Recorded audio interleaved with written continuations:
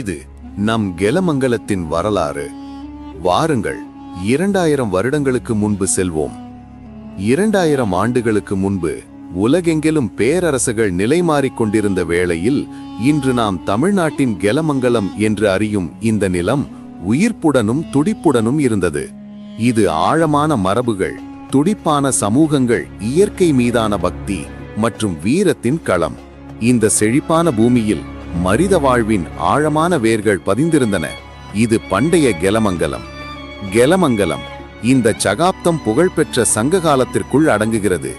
இந்த சமூகம் விவசாயம், கைவினை மற்றும் கூட்டு வாழ்க்கையை மையமாக கொண்டிருந்தது.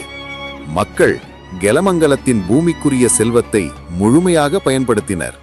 கெலமங்கலத்தின் செம்மண் நெல், கேழ்வரகு மற்றும் பிற தானியங்களை விளைவித்தது.